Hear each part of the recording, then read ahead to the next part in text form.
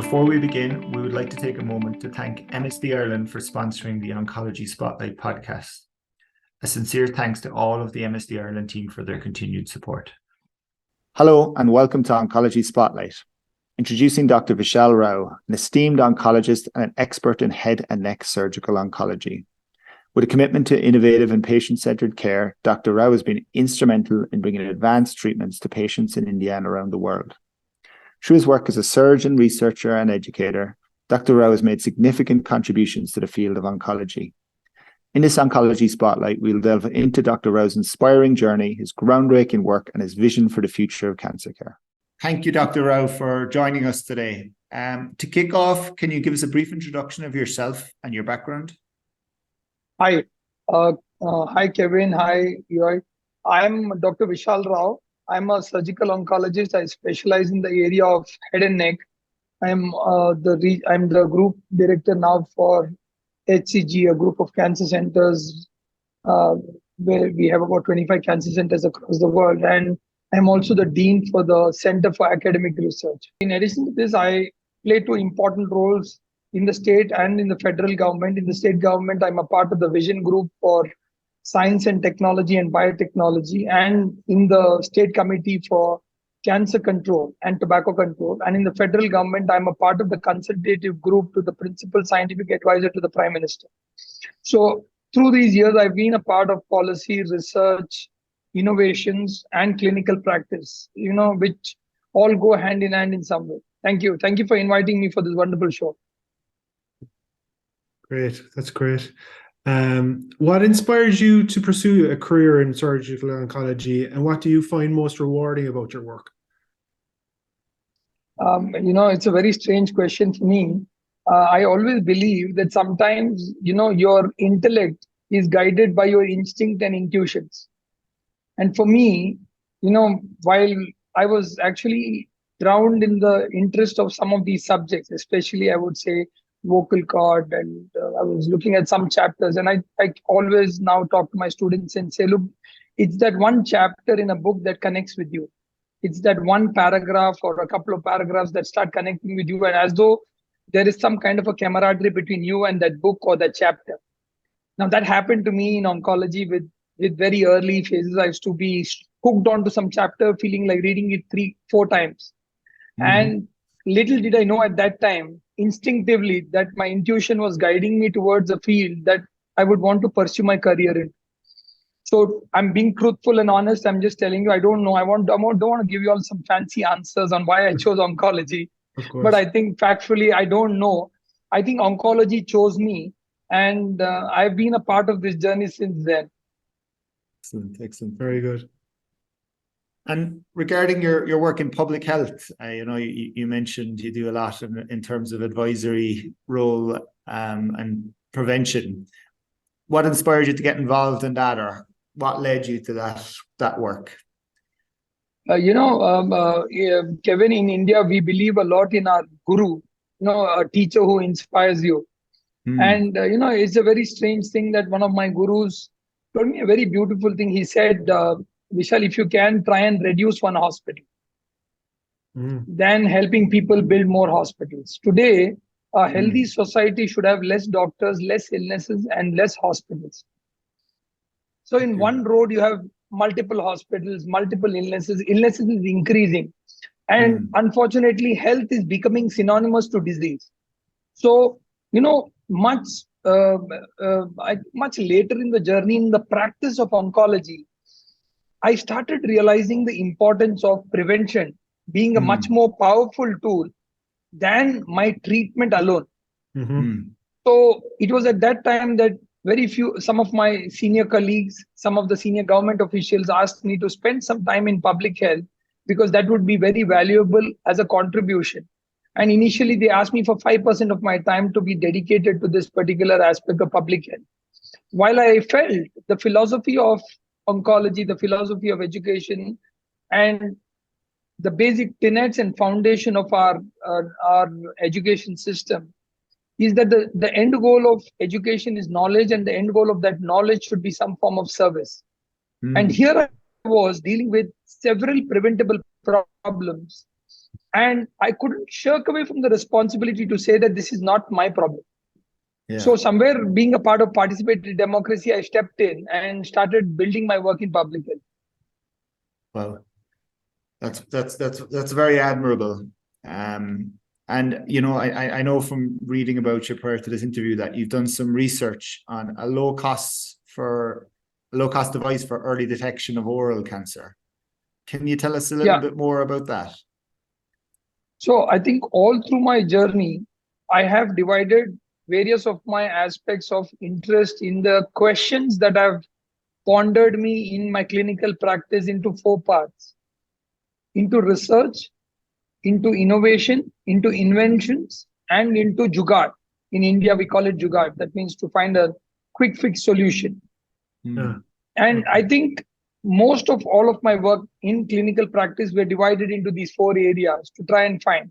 And one of them, which often disturbed me, was that a lot of poor patients were not able to speak after they got throat cancer. And when I used to see them, many of these patients were not able to afford the Western devices. They were two, one from the US and another from Europe, both of them out of reach of a common man, where the purchase power parity of an average Indian was less than $2 a day. So my whole idea came up with the fact that what can I do to make innovations in India affordable, affable, and accessible? And that began my journey in this area of making it relevant to the population that I serve. Excellent. And was there some scientific research went into that, or you know, I guess there must have been numerous studies, or how did it come about? Yes, I think science is the bedrock of all of these innovations, inventions, research, and jugaad. There's always science involved in it. But sometimes I also believe, like, you throw a lucky man into the sea and he comes out with a fish in his mouth. You see, as universe would have it, I think I bumped into this question and it kind of stuck to me for too long to solve it. And that's the time my partner Shashank came forward, who's a silicon expert, and said that let's look at a long-term solution where we solve many such problems and create an ecosystem rather than just a product. So it's been a very difficult, arduous journey, but I think the overall importance is the reason behind the purpose behind your action. And I think that determines the future course of destiny for you. And somewhere in this case, I think it was I always say to young students who come and approach me that try to solve a problem for one individual. Don't solve it for the markets, because when you solve it for one individual, that particular effort has a soul in it. The problem also has a soul in it. And there's something there's a chemistry that develops out of it, which you cannot achieve when you only develop or innovate for markets, because somewhere you miss the point. You think it's a $3 billion market and you're starting to do the reverse innovation in a wrong approach, where it is unscientific, because the soul of the problem is lost. And I think the key to any innovation is the soul of the problem. Yeah, excellent. Makes a lot of sense. And Dr. Rao, you received several awards and honors for your exceptional work in the field of medicine. Can you tell us about a particular achievement that you were most proud of? I must tell you all before that, my grandfather, he was a soldier in the Indian National Army who fought for the freedom of this country. And he told me something very beautiful, which still sticks with me. He said, for a soldier, performing his duty is its own reward. And I think it's a very big responsibility thrust upon the medical fraternity to perform our duty. I sometimes tell it may not be for 100 patients, it may be for 2 patients in that day. But the question is, did you do it well? Yeah. So while all of these rewards and awards seems relevant and humbly a part of the acknowledgement for many parts of the society, the scientific world, the governments, and loved ones, I feel the dearest of all of this was the recognition given to me for prevention. To say that I was able to save a few million lives just by working towards the aspect of prevention. And I someday believe that the real award will be when I would have shut down my department and I would have said that this department is not required anymore because these patients don't exist. We've prevented it. Very good. That would be a marvelous achievement for mankind. And you have a non-profit as well, I believe. Can you tell us a bit more about the organization and its impact? So I've been working with many for-profit, what I call as profit for purpose organizations and the non-for-profit organizations, both of which my life has been around cancer. From prevention to rehabilitation to palliation and life care. My life has always revolved around cancer in all aspects of it. And the whole aspect of this approach has been to drive home conscious capitalism somewhere. Even in the most meaningful of it, where I believe that, that if it has a cost to it, it should also have a value to it. It should be about solving the problem, not persisting the problem so that you can continue to make the revenues, or to continue to persist the problem so that you make profits of it. Mm-hmm. So the whole purpose of this approach was to see how could we solve the problem by working on prevention on one side, and at the same time rehabilitating patients and giving them the much deserved life that they wanted and that they look forward to. Yeah. And how do you guys do that? So currently, you see, when I invented the device, I realized that there were a lot of costs involved with it. So when I invented the device, I was able to make the prototypes at $1 just to show the world that these inventions are feasible. And then came a time when I had to scale it up to nearly 140 countries. And I realized it's a humongous task and it requires a lot of things, because from across the world, people reached out to me to say that every country needed it. America needed it, Europe needed it, UK needed it, Australia needed it. So the question was that even if OECD countries need it, then imagine the plight about the low middle income countries, the low income countries. So the question was, how do you scale this up by not becoming a vulture? How do you make it sustainable? And that's when I started. And I sometimes define the pragmatic capitalism of vulture capitalism to the conscious capitalism, saying that you can actually make a fine line, especially in a field like medicine, where it's very crucial to draw this line of ambition and purpose, of looking at service and looking at revenues and sustainability. So, and that's when the government of India stepped in, and BIRAC through its funds actually supported us. The Department of Science and Technology supported us. And they also told us to create the non-for-profit wing so that we are able to cater to both the groups. And the government came forward to take up the program of the devices under the government's below the poverty line scheme for free of cost for the poor patients, and keep a small segment for patients who could afford it. And then there were a mid segment who didn't fall into either of the categories, where the non-for-profit could actually step in to do fundraising or to reach out to the government to bridge the gap and actually make it ensured that each and every patient who deserves a particular care gets it, without the I would say the inequality and the inequity. You needed to bridge both inequality and inequity in this area of science. Yeah, it's a very, very difficult line to thread, I would imagine, and it required a lot of soul searching. I would imagine. Yeah. And Kevin, I think more than soul searching, I also felt that the aspect of sacrifice is very important.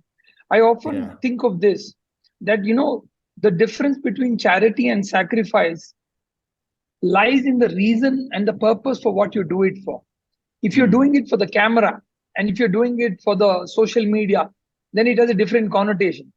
But if you're doing it with pain, and you exchange pain with this, you'll definitely know the value of a sacrifice, because you exchange it for pain. And everything that sometimes I wonder when I'm at the signal, in the traffic signal, and I have a destitute or a beggar that approaches me, and I sit and wonder, he has got hands and legs, why should I give him, let's say, a few pennies? And I asked my friend, imagine if you were to give him a few dollars, we would want his biodata, correct? Because that's how much it pains us to do a sacrifice. And And in the same context of it, I wonder, sacrifice is not easy. Every time that you sacrifice something for the larger good of it, it pains you a lot. And the society questions it, your own loved ones, near and dear ones question it. You don't get support from the necessary corners that you expected the most. And sometimes the journey is a very lonely one. But in this dark and lonely journey, sometimes is the tunnel with a little torch of light bearing there that tells you that absolutely feasible and keep moving on in this direction. And that's what I've experienced through this entire approaches, that it's sometimes, and this is like a message for all the entrepreneurs and the innovators out there who are going through that phase, that was saying that, did I go wrong in my journey of trying to do good to the society? So I think this is where we need to keep in, you need to keep the light of your inspiration glowing through this entire tunnel of darkness. And a follow-on question: how do you do that? How do you keep that inspiration going, you personally? I often there are two things that have helped me in this. One is humor, and the other is spirituality. I think both of these have helped me greatly. I keep laughing to myself many times, and I think that gives me a lot of relaxation. And spiritualism has been a great guide. And when I say spiritualism, it's about trying to looking at the problems of the people who are less fortunate than the people who are more fortunate. Through my entire journey of life, through my clinical practice, every day I see patients who are less fortunate. For me, there is no greater aspect and dimension of spiritualism than to serve them. And in that particular journey, every time you serve them and they bless you, you get a little photons of energy that you actually carry with you. These are intangible packets of energy, and they are the ones that keep you going.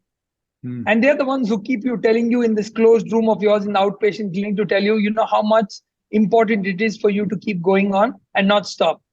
Yeah. Interesting. Wow. Excellent. And Dr. Rao, I suppose moving on to your area of focus in prevention over the last number of years, what do you feel is the biggest challenges facing the field of oncology today? See, I think the most relevant thing that I felt today was that today we are living in a society that is looking for unlimited, more, and instant. And on a lighter note, I'm looking for instant coffee, instant pizza. Some people are looking for instant love. Somebody may be looking for instant divorce, or somebody may be looking for an instant marriage and love. Somewhere in this madness of instant, unlimited, when my body's needs are limited, I'm going for an unlimited buffet. Or I'm looking for buy one, get three free, which I think itself is a cancerous mindset that has entered the society. And with this greed comes the greed of vulture capitalism, which has entered into our life in the form of carcinogens, entering into it in food, wherein we are having too many fast foods, too many junk foods, where sitting is the new smoking, where obesity is going to kill more people than malnutrition, where the air has been so polluted that the carcinogens are in the air that we breathe, are in the water that we drink, in the food that we eat, are in the sun's rays that we take to ourselves every day today, because the ozone layer has been depleted and the climate has been destroyed by us. And I think in addition to all of this, we've got habits like tobacco, alcohol, and several others that further add to the conundrum, which makes 70% of almost all of these cancers preventable. So we've actually created about 1 million patients in India per year, or thousands and thousands of patients, or millions and millions of patients across the world, as a part of this vulture capitalistic approach that we've created so much of cancers. Today, the global data from WHO and predictions for the future for many bodies are very staggering and worrisome, to say that the coming years is going to be more worrisome. And I think it lies in the shoulders of all the citizens, I would say, of the responsible groups like y'all who have come forward today to take up a topic as relevant as this to talk to me. Every time I've been thinking that the more we are going to talk about this, the more is the world going to be a better place, because it's going to be about each individual taking up the responsibility to reduce cancers. Mhm. The question that the audience here will need to ask themselves is, what is it that I need to do in my life to reduce the chances of cancer? And that's where the beginning of prevention would start. Mm. And I suppose that obviously then is the biggest challenge, I suppose, changing that mindset around I suppose. Absolutely. Yeah. Mm. Okay. And what role do you think technology can play in oncology, like in changing the way cancer is diagnosed and treated? See, today the biggest bullet we have known in oncology is early detection. Mm. And I think if you put all the drugs that have been discovered put together, if you realize that if you could harness the power of technology easily for earlier detection, that would be the biggest game changer for us, because that would lead to the most significant cost reduction in treatment for us as compared to all the drugs put together. Mm. The second aspect would be in the area of technology assisting us. Like, for example, in robotic surgery today, when often people tell me, is it feasible? Is it worthwhile? I keep saying that there are divided opinions. I'm a robotic surgeon. I do robotics a lot. And I believe that there has never been a time in history better than this time, when machines and technology have worked together with the humans to accelerate, assist, and augment human healing. Mm. So it's a good time for technology to join hands with oncology for us to create that particular goal, where we are going to talk about picking up cancers very early in stage 0. I've recently got a grant from Cambridge Trinity Hall to talk about picking up cancer at stage -1 at the electron level. And I believe that the future of technology will all be driven towards this in one area. The future of technology will be driven towards helping and assisting patients understand better and take more better informed decisions, like the platform that you're using today. Mm. The importance of technology will be helping us to understand the importance of how does the body as a whole be divided into the tumor and the immune system, and how do they both interact, Mm. and how do we create, using technology, personalized and precision solutions individualized per patients, which is not about a carpet bombing or about one bullet kills all. Yeah. Yeah. And I think that is where the future of technologies will be. And for that to happen, my friends, I think it's important that globally the governments are going to invest, private sectors are going to invest in science and not just technology alone. Mm-hmm. Yeah. Good science is going to be pivotal for that leap to occur in technology. Mm. So you think the science leads to the early detection, the science leads to technology, which leads to early detection, like they all come, yeah, it's Yes. sequential. Yeah. Makes sense. Makes a lot of sense. Yeah. And going back to the capitalistic element of healthcare today, for early detection, who pays for early detection solutions? Is it insurance companies or? So in India, you see the penetration in insurance has been very minimal, and the current government schemes don't cover early detection or prevention. So while I think that's on the cards, we know that there is a global threat out there with cancer in the non-communicable diseases spectrum. So I think even the cost incurred today in early detection and prevention, if an individual begins to put priority of health post-COVID on the top, would still make all the sense for him to invest into preventing and early detection in a very simple, cost-effective manner, which is accessible and available to any common man today, between the government systems and the private sector. Okay.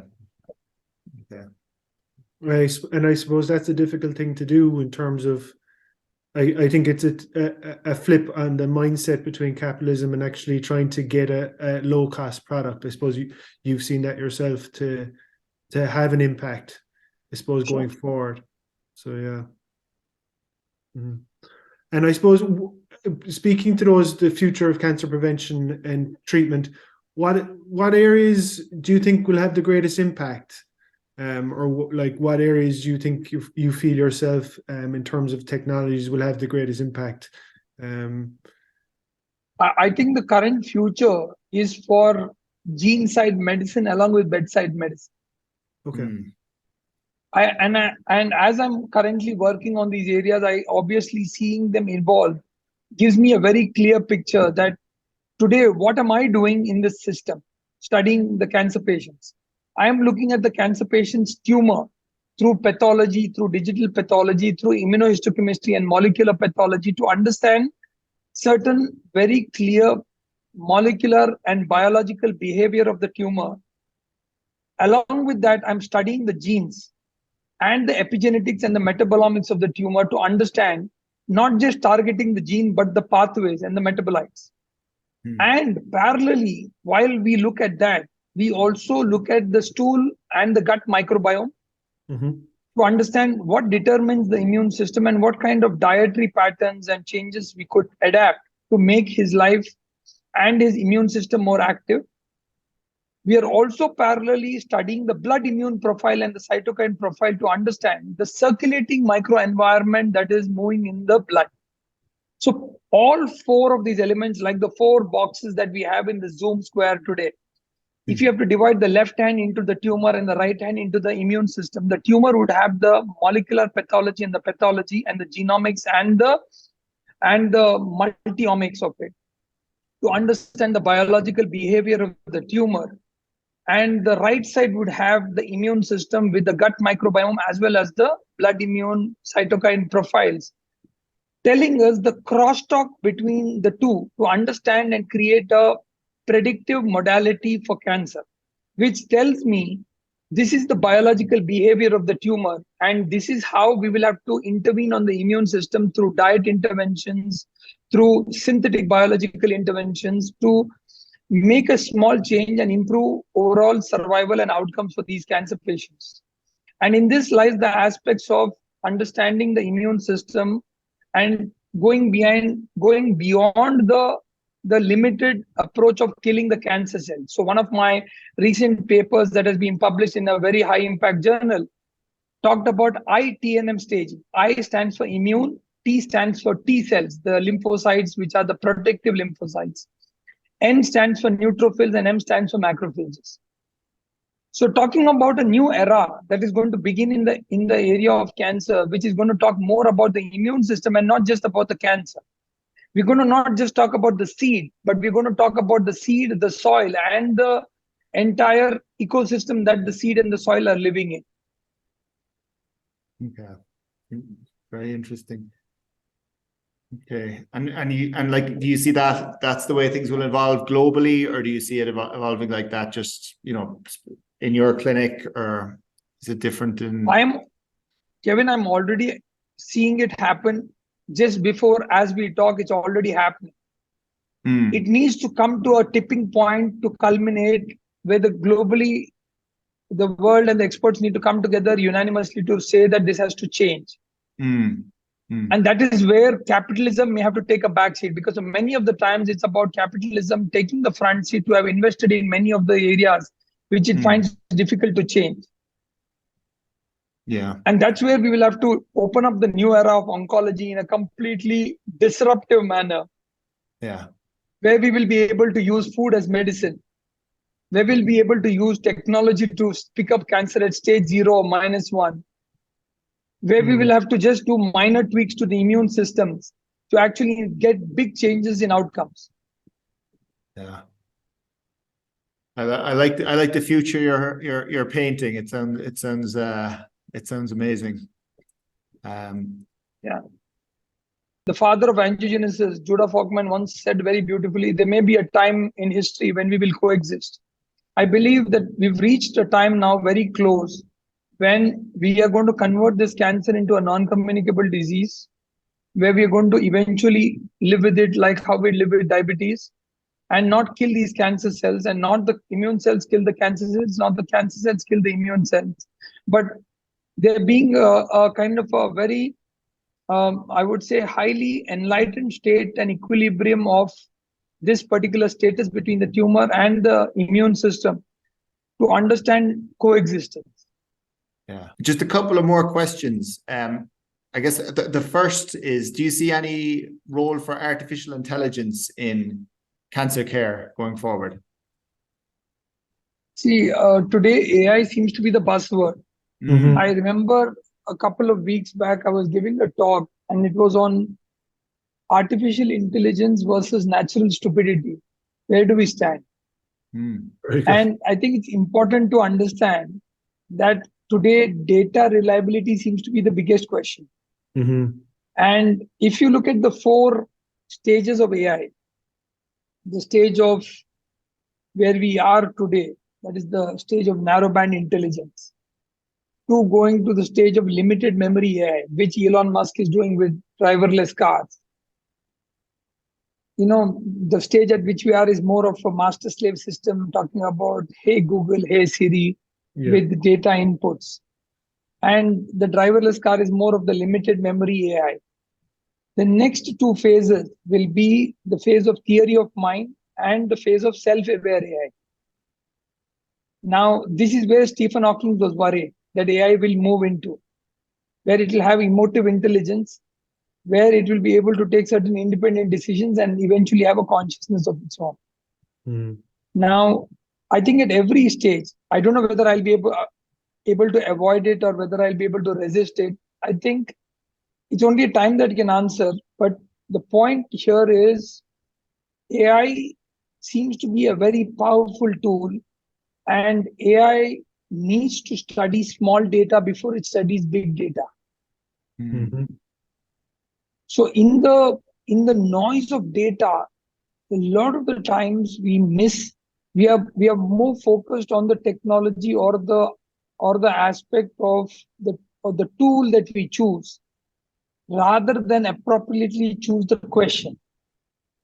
For example, if I choose to say that I'll put all the proteins into the system in the bioinformatics analysis to understand which of these proteins causes these cancers and put all the other data, all I'll get is junk out of it, and AI won't be able to do a thing. So somewhere it's going to be important for us as humans to understand that natural stupidity cannot be transferred into intelligent AI. Okay. Your Okay. answers are going to be as bad as your questions are. And AI is going to have a pivotal role to help us in demarcating and understanding eventually step by step in these stages to say that give me authentic data and I'll be able to give you answers. Otherwise, we're going to misuse and overuse technologies which will not benefit humankind, and it will only serve capitalism, eventually increasing the cost of healthcare. So you Interesting. think, just to try, so you think, a lot of it comes down to the quality of the data and the quality of the questions. Very Yeah. importantly. And I think we are at the best times in history to solve it, provided we put all of this in a more methodic manner. Our questions are more refined, and we know to a certain extent from certain hypotheses or from certain amount of early small data evidences that this is the trend that we could be working towards. Yeah. So you see it more as kind of a support role rather than like a decision maker. It's a support system, it's like as you said, a hypothesis. To start with. Yeah. To start with. And I think overusing it at this juncture without you yourself not understanding the intricacies of it and expecting a machine to solve it would actually be I would say, a very strong ethical burden for a physician to live with, to say that he took these decisions on behalf of a machine, which while he himself didn't understand it. Yeah. Okay, makes a lot of sense. Great, thank you for that answer. Yeah. It seems there seems like it'll be a lot of education around how to utilize these systems so in the future in the area of medicine. Yes. And I think that's where medicine is going to get exciting, because I still feel that the traditional healing hands will need to work, and data will need to back us up, and we will need technology to assist us without losing the healing healing hand. So I called it the hand to mouse syndrome. Your hand moves to the mouse, you click a few buttons and you give the report, and the patient is sitting at a distance. And Yeah. that's not the kind of medicine that will lead to healing. Yeah. Yeah. I get you. The technical awareness and the technical savviness of medical professionals seems it's going to be more of a need, as well as obviously their knowledge in medicine is going to be very strong. Absolutely. And I encourage, and I run a lot of training programs. I have a lot of students under me. I keep telling them, while you use the technology to its summit, ensure that you're holding the patient's hand while you're doing so. Yeah. Don't forget to hold his hand. Yeah. Very good. Makes a lot of sense. And I suppose that leads us on to the next question here. Can you share any advice for aspiring medical professionals who are interested in the field of oncology? I think it's a very interesting time of crossroads in oncology, when the conversation has shifted from the tumor to the immune system.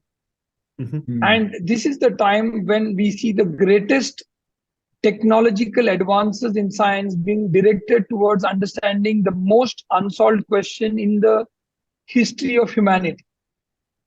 So I think it's worth being a part of this revolution, because it is this generation that's most likely going to solve it. And that's the confidence with which we will have to stand with it. So now I believe it is the youth who is going to come forward here with a new perspective. So that's where I say that I'll have to unlearn a lot of things that I had learned. And that's what I did during the course of my learning. My unlearning was more than my learning. As I progress science, as I push science to its borders, and the younger generation will have to do it more fervently than me. And the unlearning of it and non-domain expertise collaboratives, like I'm a part of the mathematical oncology group.